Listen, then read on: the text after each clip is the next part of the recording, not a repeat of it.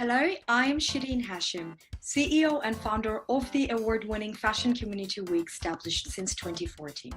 We are a business and marketing platform that offers support and opportunities for emerging global fashion designers and brands.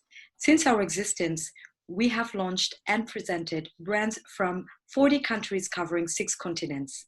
Through our platform, presenting brands takes part in our exhibition, showroom, shopping event, conference, and of course our famous runway shows, which is held biannually. This season, we're launching an online incubator for emerging fashion designers and brands and offering the following. We offer interview series with industry experts, an e-boutique platform for our fashion designers to sell their collections, one-on-one consulting services and workshops on brand launch and development, and now introducing our first ever virtual fashion week this season.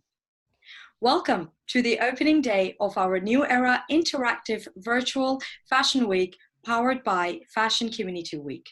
Today is our worldwide fashion tech conference taking place in a form of panel discussion with 5 fashion industry founders joining us to share about their innovative fashion tech companies and how they are impacting the future of the fashion industry. Joining us today is Gulnaz Husainova from Easysize, Kostas Kukorovas from Intelistyle, Hasna Kurda from Save Your Wardrobe, Andrei Gulub from Corp, and Whitney Cathcart from 3D Look. Welcome to our conference and thank you for joining us from different parts of the world today.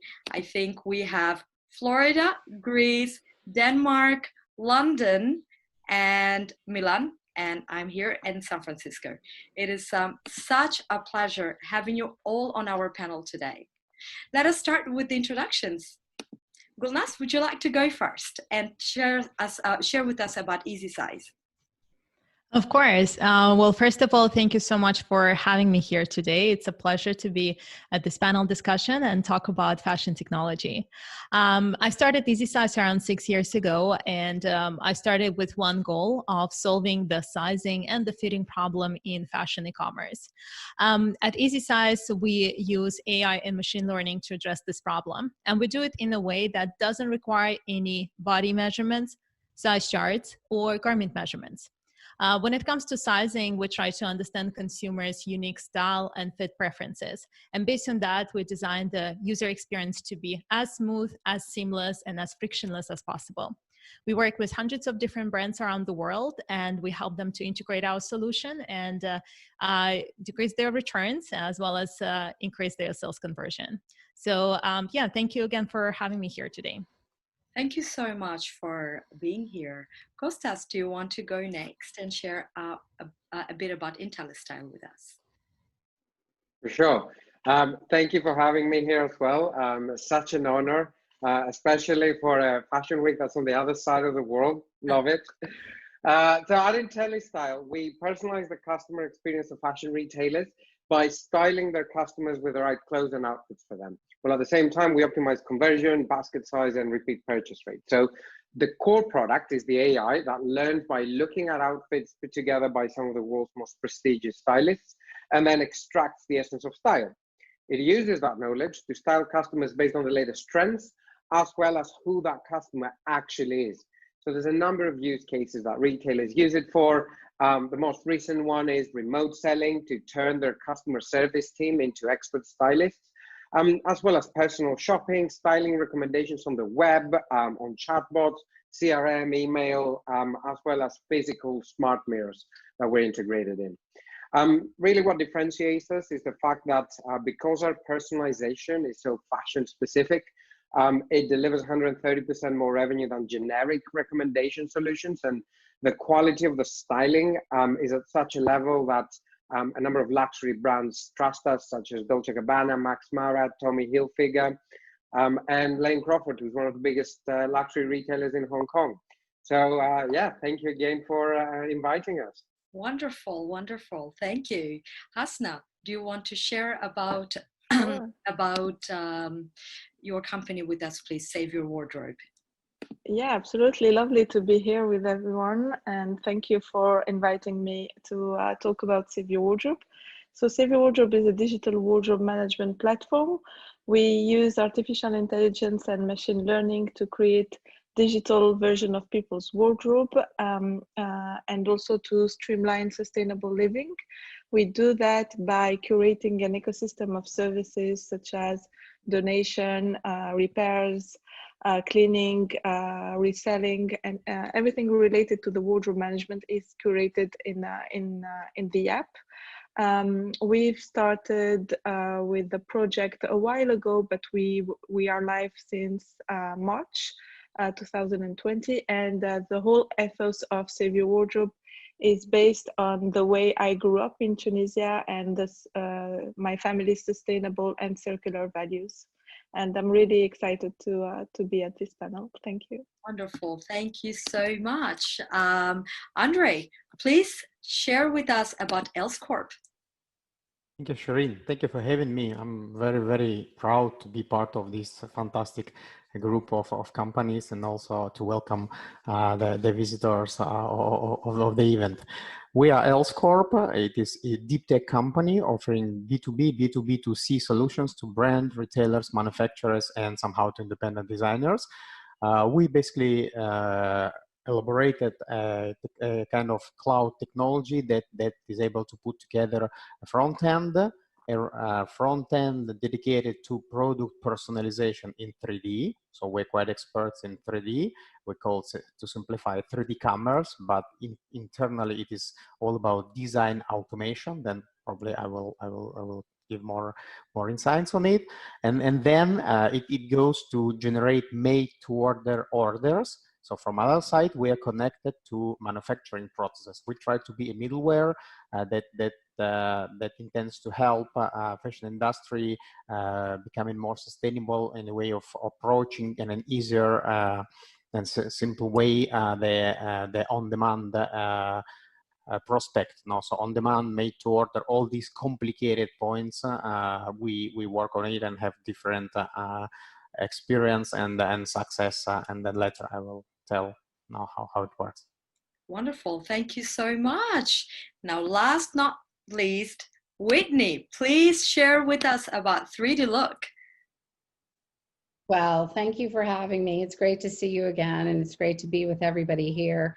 I love that, you know, there's so much innovation happening in this sector. 3D Look actually comes at the whole fit and sizing from the first part of the supply chain, which is all about bodies. So essentially what we do is we turn bodies into fit charts, and we're an AI first B2B company.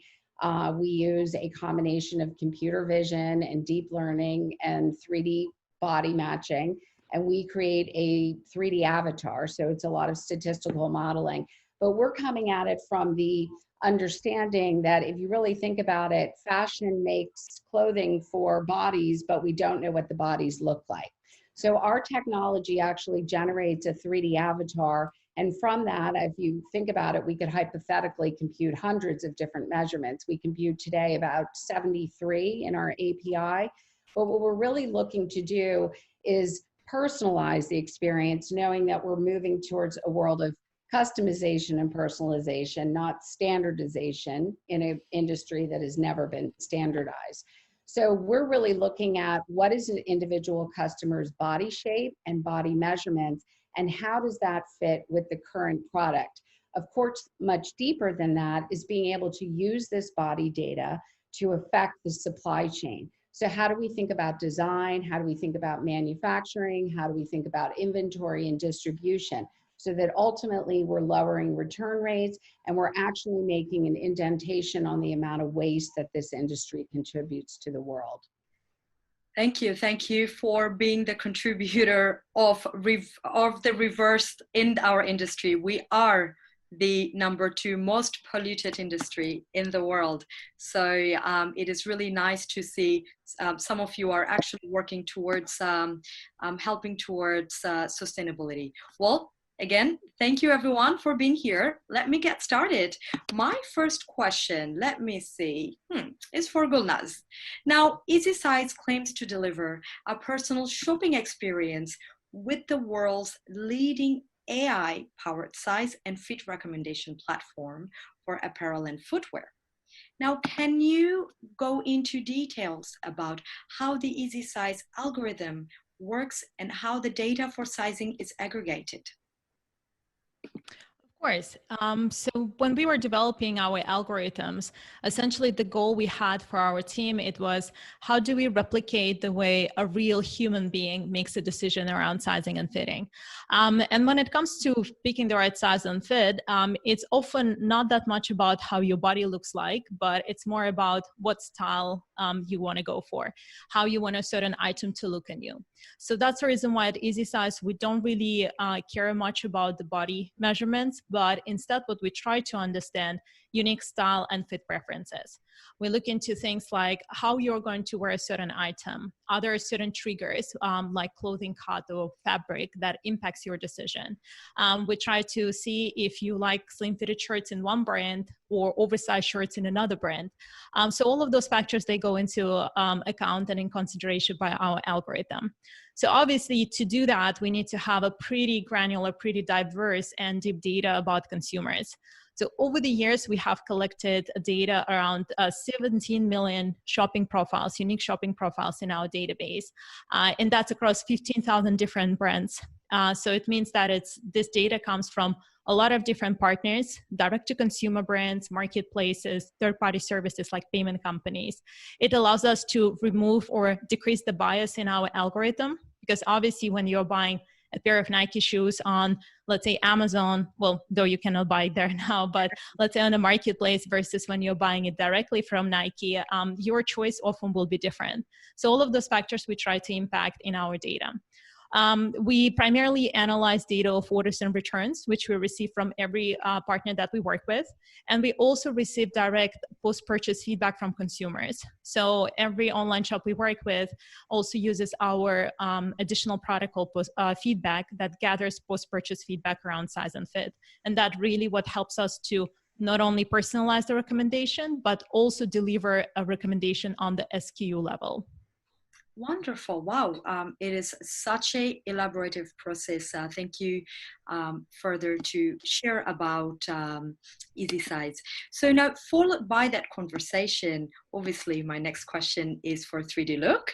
Now, 3D Look had recently won the LVMH Innovation Award in 2019 for a platform that makes it simple for fashion businesses to know what their actual customers look like, so they can design, produce, and sell better fitting clothing.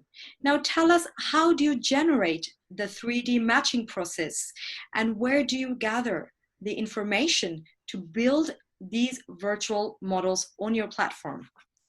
Right. So the way it looks from the consumer experience is you land on a product page on a website. I want to buy your beautiful red jacket.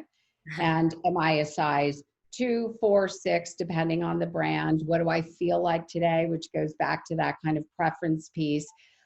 So from the consumer side, all we need is a front and a side photo. And we have a cross-platform widget. So it's a browser-based experience. There's no downloading of a separate app.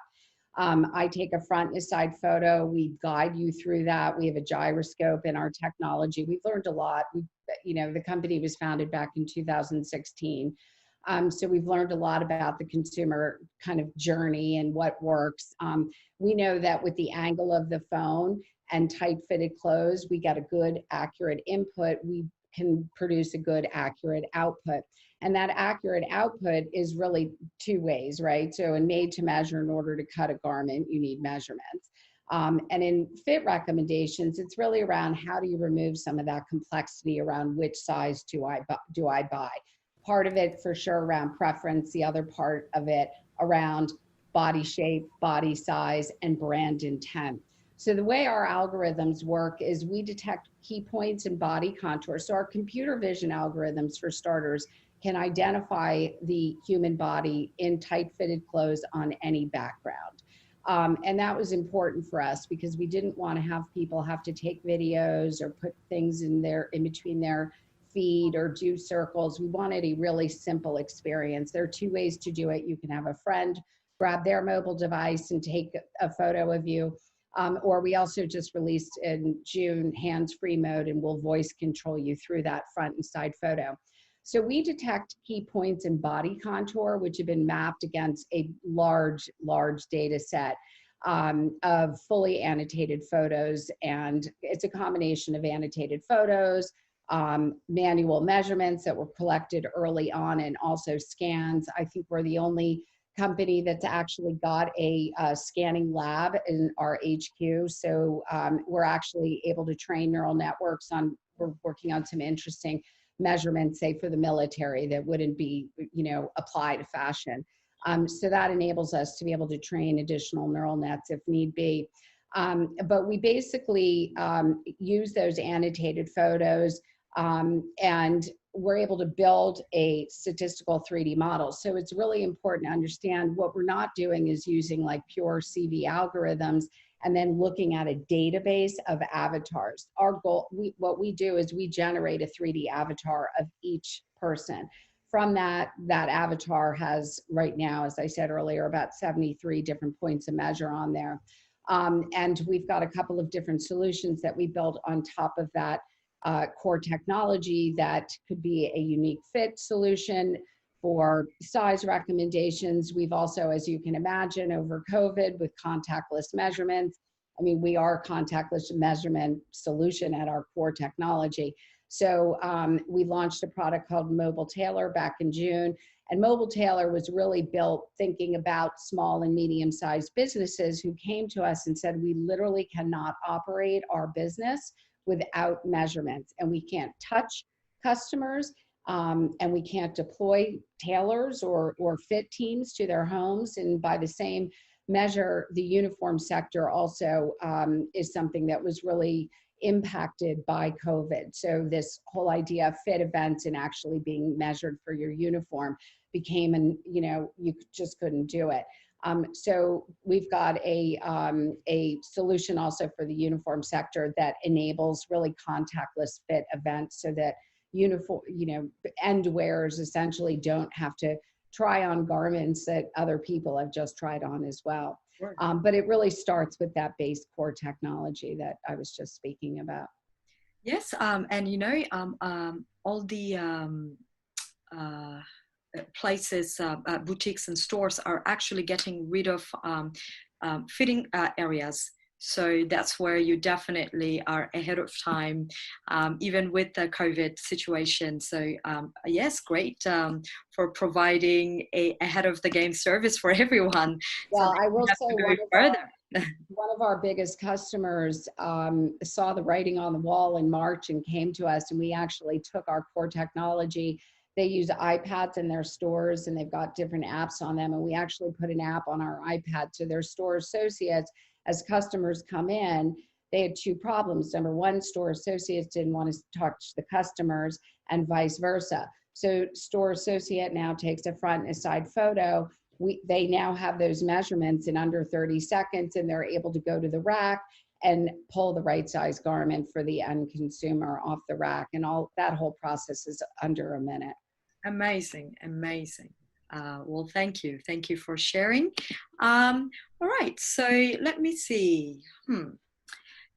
Since we are in the conversation of AI, I think my next question is for Kostas. Now, unlike other online styling services that claim to do machine learning, but what they really do is package up a couple of Amazon, Google, or Microsoft Cloud ML APIs, combine them with a freely available data set, and voila, here is a service that they can sell to customers as AI styling, quoted right from your website. Now, claiming that your approach is different, tell us what led you to decide that a bounding box model was the best option for accumulating fashion data, Kostas?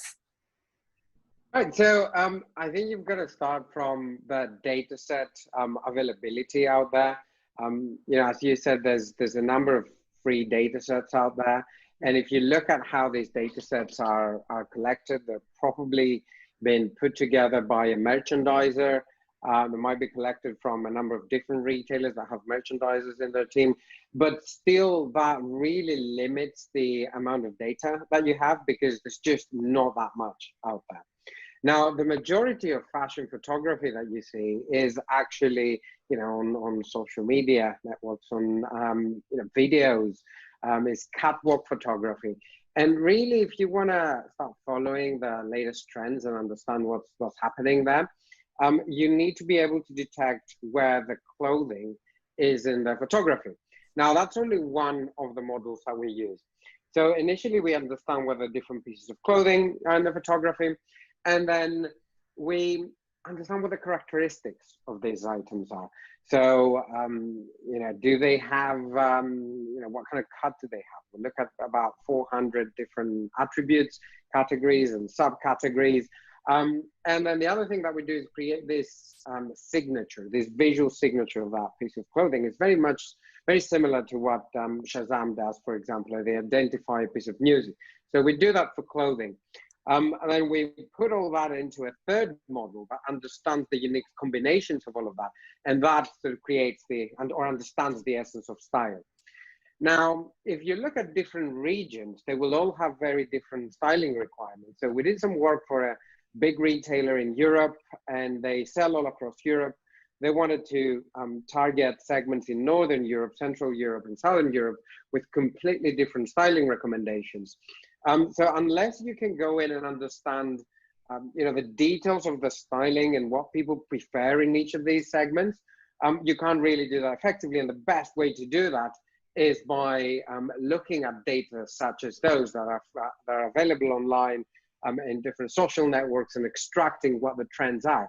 Also, you want to make sure that that's current, right? So the way people got styled a year ago or 2 years ago might change to what the preferences are now. So that initially led us to this. Eventually, we went to the other side of the world. We went to China and Japan, and we said, hey guys, we've got this great model, really do styling. And they said, look, but this is Japan here. And the styling, or our perception of styling, is very, very, very different to what you have in Europe. And we said, don't worry, we're sure we can do it with the data that we have already. And they were actually right.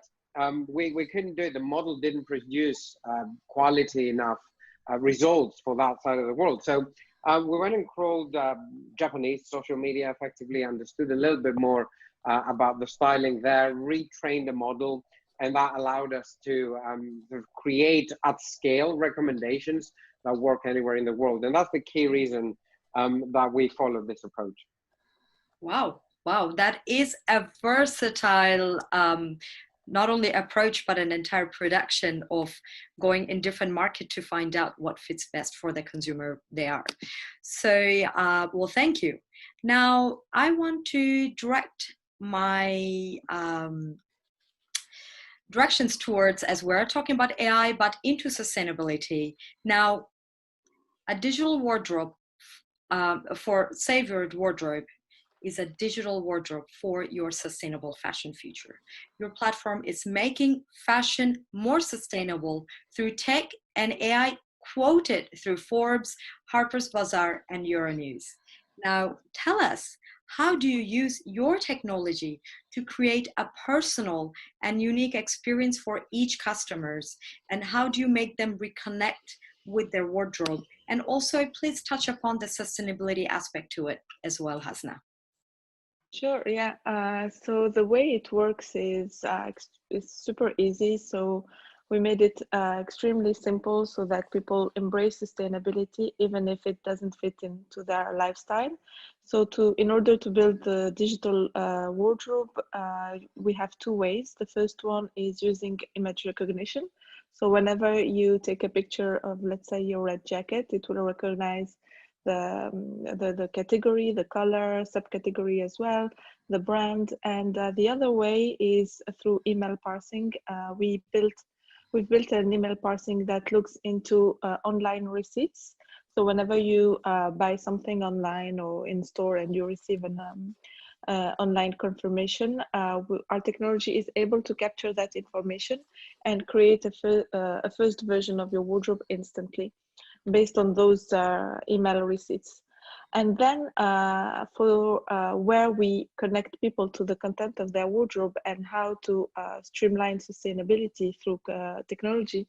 So what we do is, once you have your catalog of past purchases, we help you understand through data. So it's data that we generate for your own usage. So it's not something that we sell or we share with third party. It's really for the user to understand how they've been consuming fashion in the past, and we also send them suggestions and recommendations based on that to in order to adopt a more mindful consumption. And that's where the ecosystem of services that we are creating and curating in the app enters.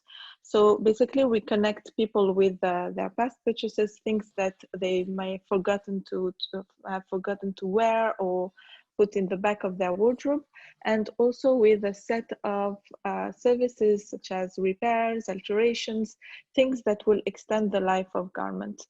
And we do that by learning the way you interact post-purchase. So we extend the narrative, basically, of the purchase to beyond that sales transaction.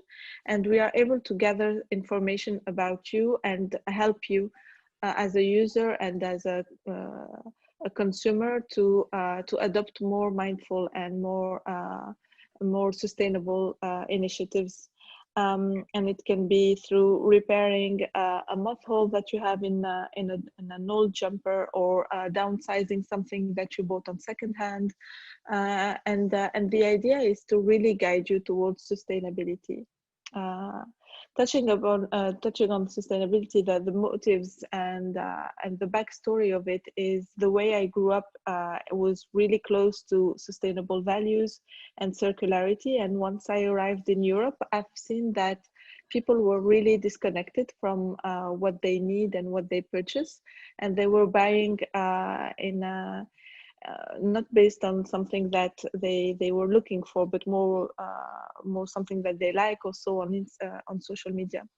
And it was really clashing with the way with the values that I had, and I saw an opportunity of people to direct them towards more awareness around the waste that they are creating through this platform. And technology for us is simply an enabler and a way to really streamline this process and make it easier for everyone to be more sustainable in their everyday life. That's great. Well, thank you. I think it's a great value, and we all have pieces in our wardrobe that exist and that has barely been used or never been used. So thank you for recreating something that allows us to fall in love with our wardrobe again. All right. Well, now my next question is for Andre. Now, Else Corp is designing the future of retail, you claim, and to make it easier for fashion companies to engage with their customers in an interactive, omni-channel, new virtual way.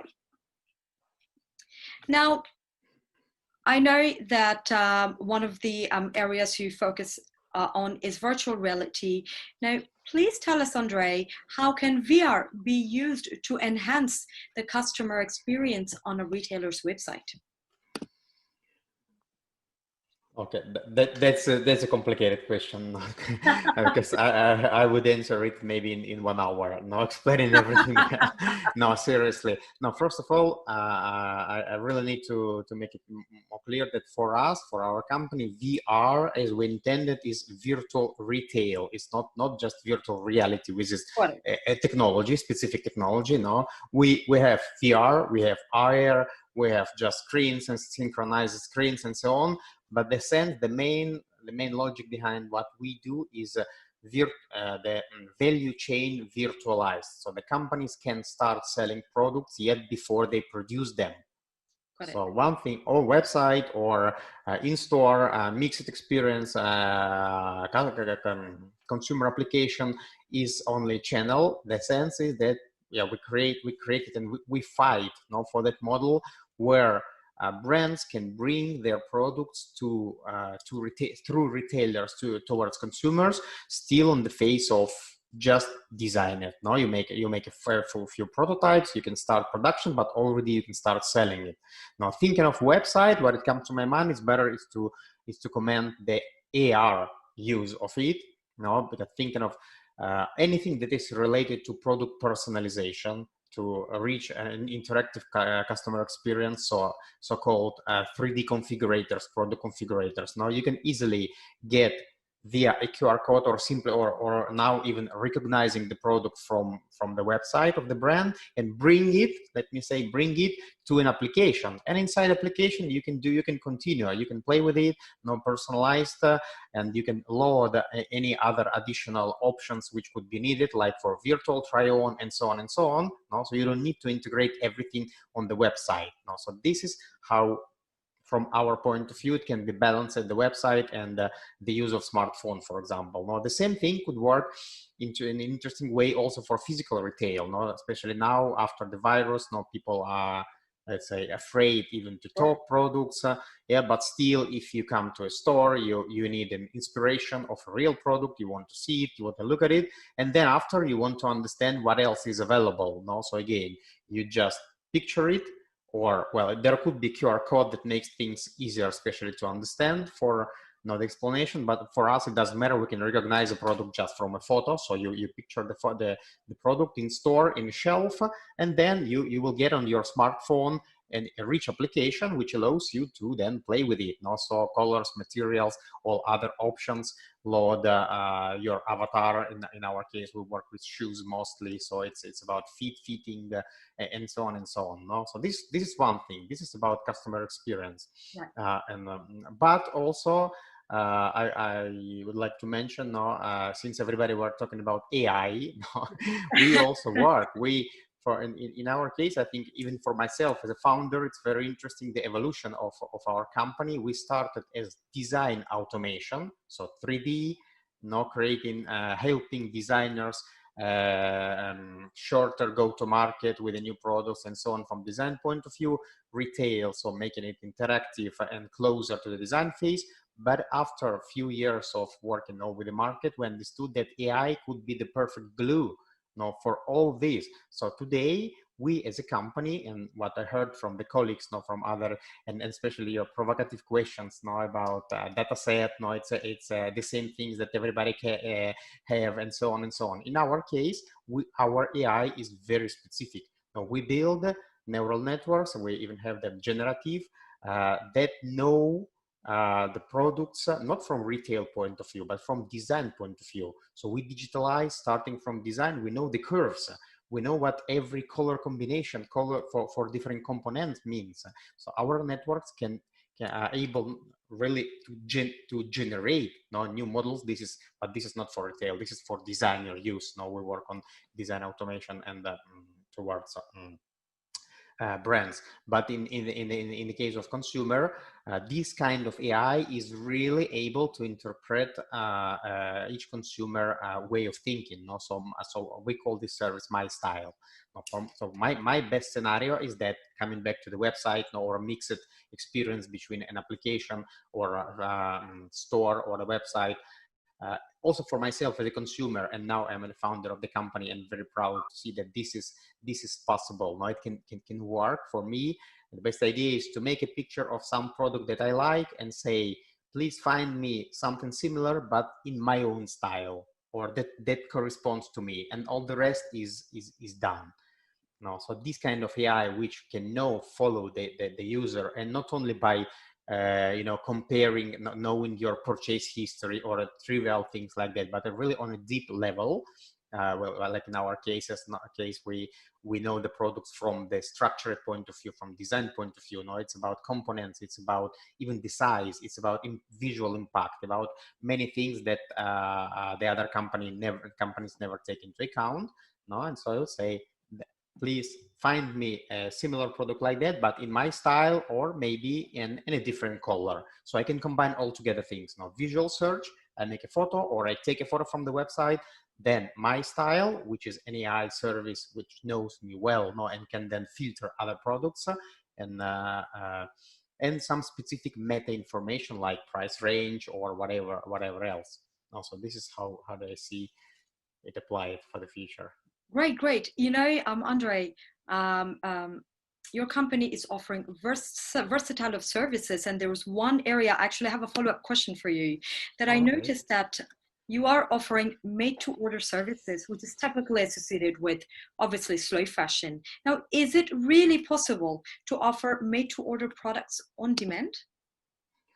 Sure, it's possible. This is also very interesting. It's also our history, no? So we started exactly to help companies adapting or somehow incorporating the model of make to order and product personalization. Not yet before any AI. Now the idea was to develop this technology and speak with the companies, to brands, to understand what are the specific situations when made to order makes sense, and so on and so on. And so, but we started more than 3 years ago. Now we were already on the market. It was honestly too early. Now only a few companies. So yeah, it's totally correct. Now supposing that it is slow fashion, it works better for luxury services, not for some kind of premium. Or some companies which make specific collections which they make only on demand. Then, because the issue is, from the cultural point of view, that's true that consumers are used to have things quickly. No, if I buy something, I want it tomorrow. We've seen that it's not because people really want things tomorrow morning, but it's because the brainwashing, everybody is listening now all the time everywhere, that things are very quick. So Amazon is pushing tomorrow morning in 1 minute, but in slow fashion, it's not true at all. Most of people say, no, we don't care. If I want to order a product which makes sense, which is made for me, of the best, especially of the best quality, I'm ready to wait. No, so producing make things on demand takes time. No, we are not yet in that future which we envision in a couple of years and few years, where it will be possible to make any product on made to order overnight. Now, we are already closing in our sector with footwear. So we work with some companies which integrate full digital transformation chain, now from the design to retail and to manufacturing, with robotics, with AI, digital twins, and so on. In this case, it's possible to order. So even not think if the product is available or not. You just order it, and if a brand wants to offer it, no, it will be made overnight, and tomorrow morning you have it, like if it was available in stock. But today we're not yet there. No, so I can tell you our walk around, what we discovered and where we found again ourselves to be strong, and again the AI is very useful, is that from the customer experience point of view, product configurator or make to order, not making your own ideal product, is a good idea for the consumer. But after, companies can offer two choices. One is really to produce it, made it to order, so you wait. All the time is needed. Some companies do it in 3 days. Some companies can do it in 3 weeks. For us, it doesn't matter. No, we just supply the technology and help and the know-how. But what we made possible is that consumer can personalize and create their ideal product, and then AI will find very similar product from stock, available from stock. So you wanted, this is how you want it, and these are few options that are available. No, at the end, we save the customer experience, because that it is totally true now that people are very boring to scroll the e-commerce web pages. Instead, anything that is interactive, especially about 3D, where consumer can feel a co-designer, play things like that, is great. But then after, if the option of make to order is not preferred, not available, we can find you very similar product. Here there is a job for AI. Wonderful. Thank you so much, Andre, for giving us a whole walkthrough step by step on the process. Now, I've got a few questions that I would like to jump on and ask a few of you. Now, let me go back to Easysize. Now, tell me, Gulnaz, what are your future projections of how Easysize can advance with high technology with all the high technology that is progressing? Have you ever thought about expanding to 3D software perhaps? That's an excellent question. And I think we talked a lot today about AI and machine learning and all the advanced technologies. I think from our side, the way we look at it as a team is it's not just only about the technology and that being very accurate. It's also about making that technology accessible. Right. In our case, we work with a lot of small, medium-sized businesses. And if you're a direct-to-consumer brand and you have a team of 5 to maybe 10 people, you don't have time, a lot of time on your hands to get acquainted with a lot of different technologies and make sure that everything is working on the website. Absolutely. For us as a B2B company, number one goal is to make it as simple as possible. Yes, we do have very sophisticated algorithms and millions of data points in the background, but we want to make sure that you as a business owner, you can get it integrated in 30 minutes. You don't need to provide any size charts or garment measurements or spend a single minute of your time on maintaining that. And it just runs by itself. It just delivers the value. It delivers more sales and so on. And that's kind of how we look at it, because technology at the end of the day, the main goal of the technology is to enable a more seamless and more simple experience. We looked at it from the perspective for merchants, making it very easy to integrate and maintain without using any size charts or garment measurements. And we also look at that from the same perspective when we work with online shoppers, because we know that when shoppers come to a website and want to use our solution, it takes them 10 to 20 seconds and they get the right size. And that is something that I use when I shop as well. If I find a dress that I love, I just want to get it. I don't want to be bothered. And that's exactly what we want to do with Easysize. Make it as simple, as least invasive as possible. And that's, I think, for us, the way we look at the technology and innovation when it comes to that. Well, thank you. We are living in the world of instant gratification. Gotta have it now. Absolutely. So everything must be accessible. We're quite spoiled that way. So thank you for making us more spoiled with all of these services. So let me see. Now, Kostas, you know, earlier you were sharing something quite interesting, and I wanted to ask you a very abrupt, direct question. Do you think that AI styling outperforms actual human styling?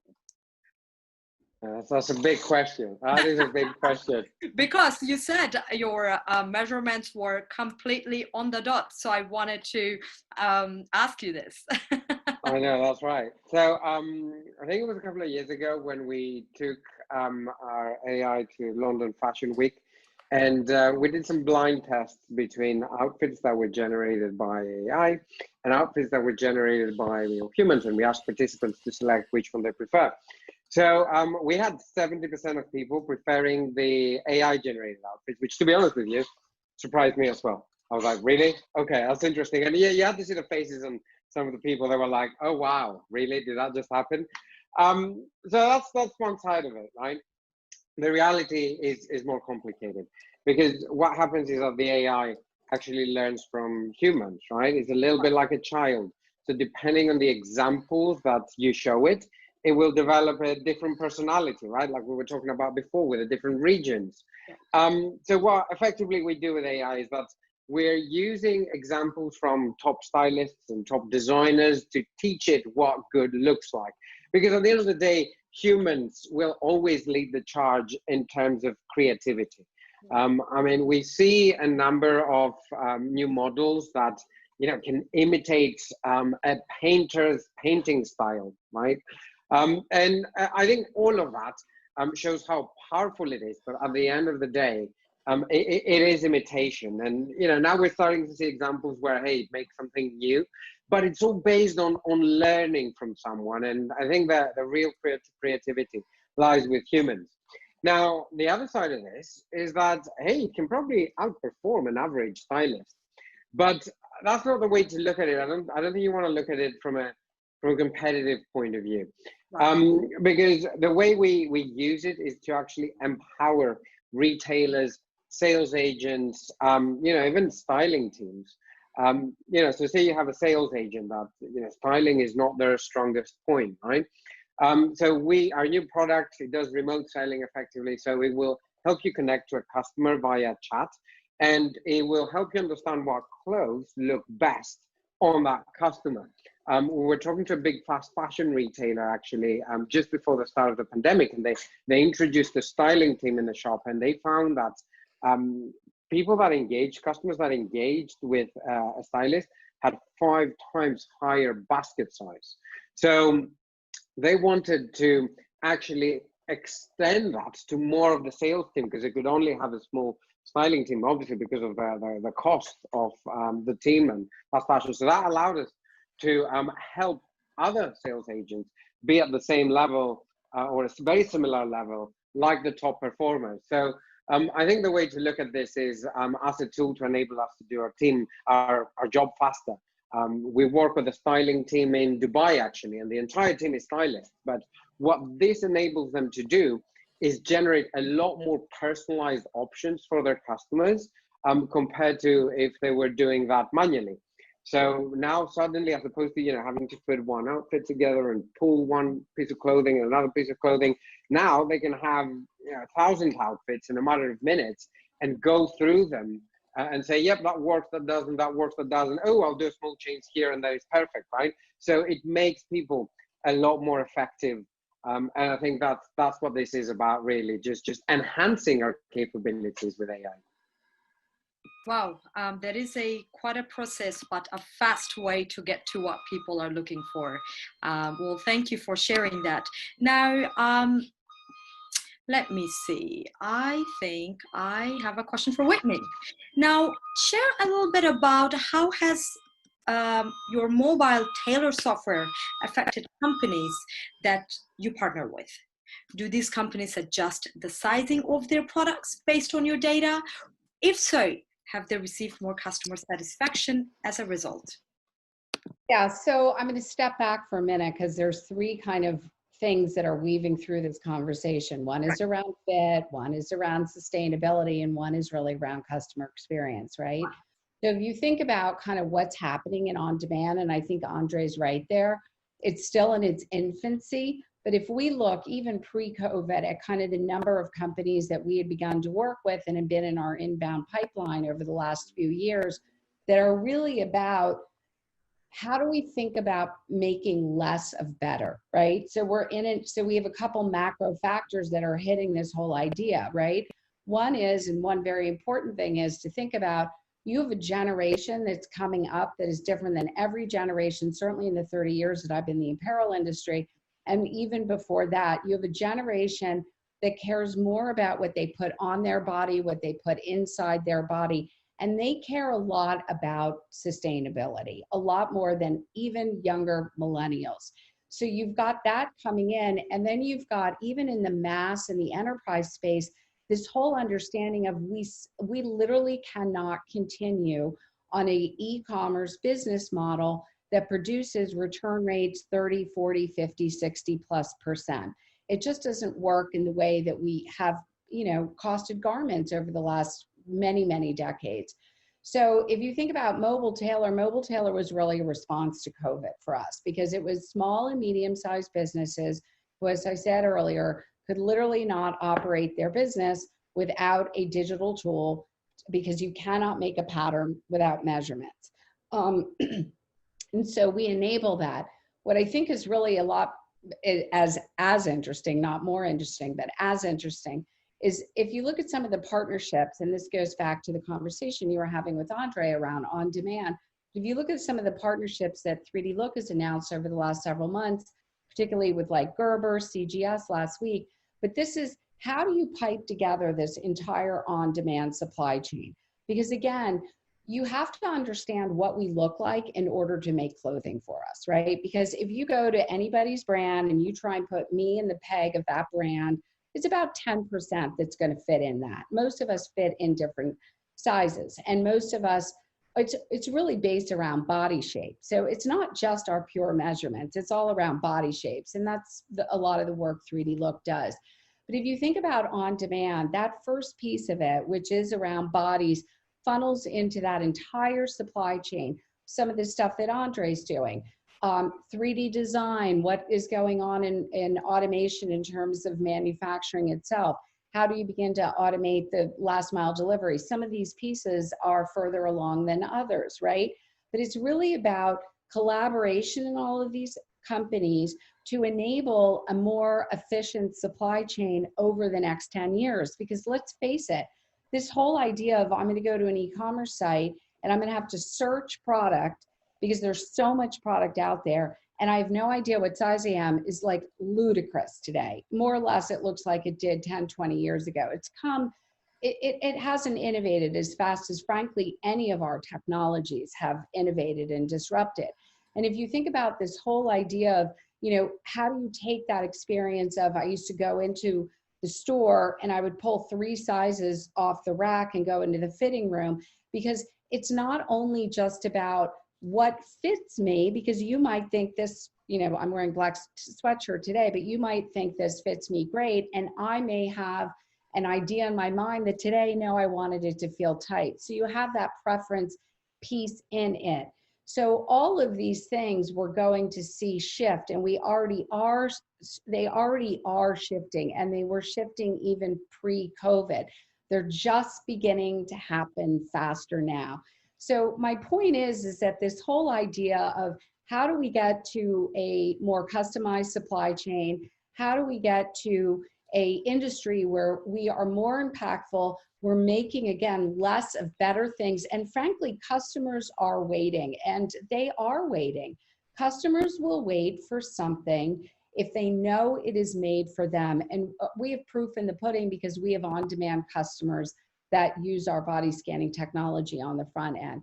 So I think it's really interesting to see what all of us are doing here and how it all comes together over the next 3, 4, 5, 6 years, because the way we shop in 10 years is going to look absolutely nothing like the way we shop today. And I think that's one of the most exciting things about, these next 10 years that we are, charging steadfast very, very quickly into right now. And 3D and what happens with 3D as we move into a world that is more immersive, where you have consumers that, when you're wearing Google Glass today, you look weird. It's not going to look like that in 5 to 10 years. It's going to be a much more immersive world. And what do those experiences mean? I mean, immersive technology is made for customer experience. So all of these customer experiences that start with what we look like and end up in the product are going to be just absolutely amazing over the next several years. And we're just, we're only in the infancy stages of that still. Well, thank you, Whitney, for sharing about the elaboracy of the whole process. And I totally agree. How we're living now, it's definitely going to change, and we're already seeing changes specifically due to the pandemic. And I totally agree with you. Well, I think we had this was it. This was all the time we had for our conversation with all of you today. Now, thank you so much for being with us today. And I'm so happy to know that we are concluding our conference with 5 brilliant founders. And thank you for joining us and sharing your expertise and about your companies with us. Now, I'd like to thank our attendees for joining in for the opening day of our New Era Virtual Fashion Week.